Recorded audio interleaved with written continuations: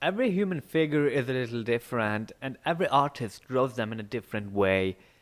As always, there are a lot of rules, yet everyone has to find his own truth.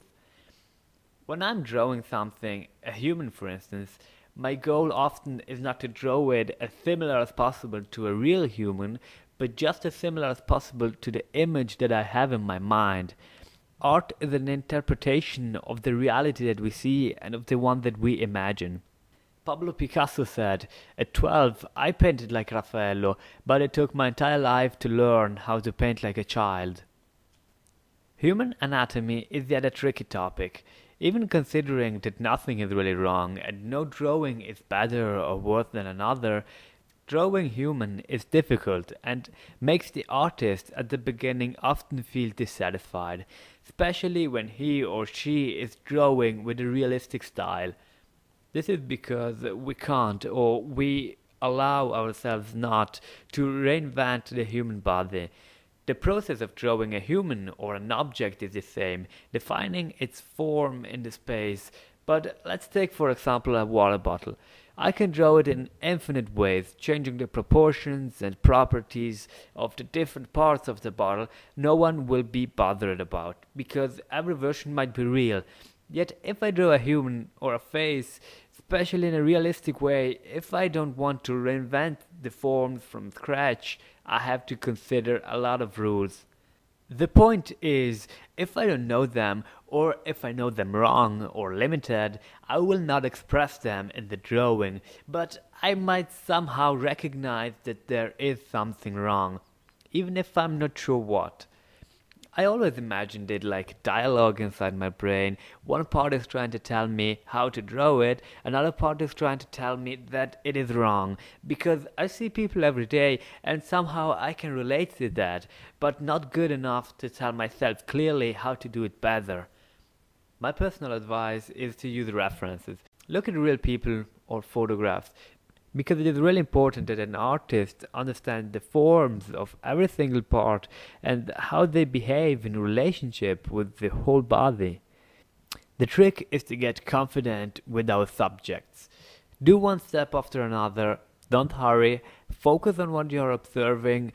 Once you understand the forms of the body in a three-dimensional space, you will be able to draw the human body in every possible pose directly from your mind without reference. I tried, for instance, to improve my drawing of the face and all its expressions, so I took several pictures of famous actors that I like from Google Image and reproduced them, looking closely to what I thought might be the parts with which I have the most difficulties imagining them by my own. I think the best way to improve, as always, is to love and appreciate what you're doing. Every drawing we do becomes another brick in our experience, and if we keep observing, we keep learning and growing and we become better. But remember, to be a good artist does not necessarily mean to be able to draw everything from your mind. The human figure, the gesture, the poses are very complex sometimes, and even the best artists use references. Some artists take pictures of friends and families to recreate the right situation and have the perfect reference, sometimes not just for the pose and proportions, but also for the lights and shadows. Some artists can't afford to use real models, but even for this the internet is full of solutions. There are sites like posemaniacs.com where you can choose between hundreds of poses and even turn them around to get the right angle. Elsewhere you can also find 3D models of the human body or digital mannequins. You can give them exactly the pose that you like. Or if you like to do practice, you can find sites like pixelovely.com where you can get tons of exercise references for free. There are really a lot of good things to find. Just try to Google around a little bit. Some features are premium, but you should be able to find enough free material on the web.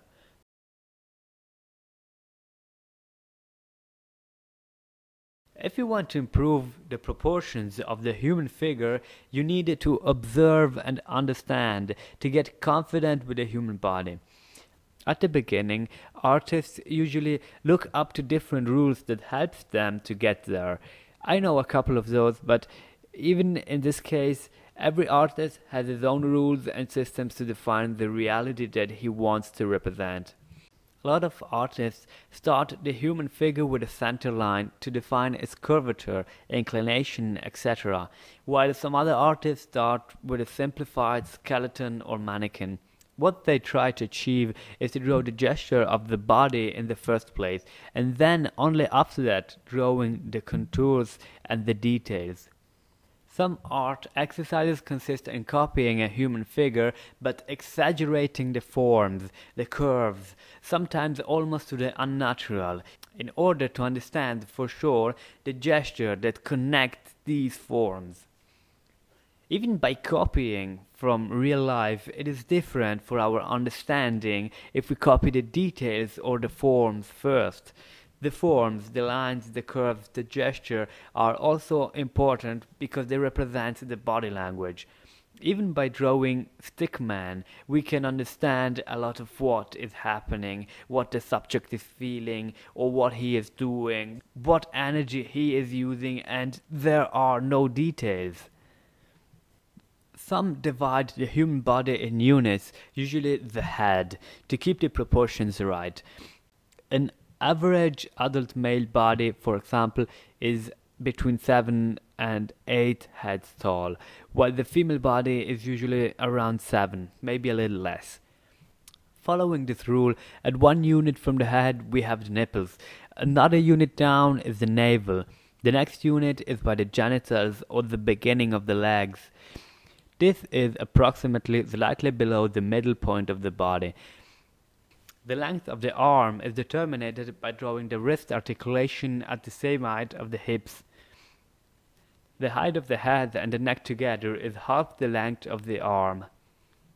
The vertical distance between the fingertips and the knee is equal to the length of the hand.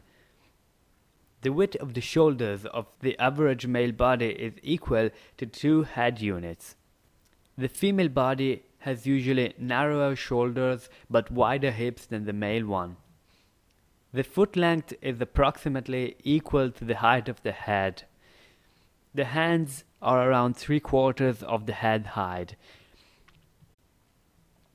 By dividing the hand in 2 parts, we see that the palm is slightly longer than the longest finger. An arch starts from the outer middle points. We can connect the fingers and the knuckles with arch lines. The tallest finger is the middle finger. The index and the ring finger are roughly the same size, and the little finger is the smallest. By extending the arch of the beginning of the fingers, we find the length of the thumb. Also, the hands and the feet of the male body are roughly bigger than those of the female. The face can be divided in 2 parts. On the horizontal midline we can draw the eyes. The distance between the eyes is equal to the length of the same eyes. The length of the mouth is more or less the distance between the center of the eyes. The length of the nose is usually smaller than the distance between the center of the eyes, and the ears have the same size as the nose. Drawing the human body in a straight, static pose might help to understand its proportions. This can be a really useful step. It becomes a bit trickier when we start drawing the body in more complex poses. If you are copying a figure, you can create your own measurement units. You can basically measure everything with everything. This is another process that with the passing of time becomes more and more automatic and accurate. Soon you will just need to look at your reference and you don't even have to measure anymore. You will automatically getting the right proportions in the right way. And the next step after that is that you become automatically able to draw what you have understood without reference.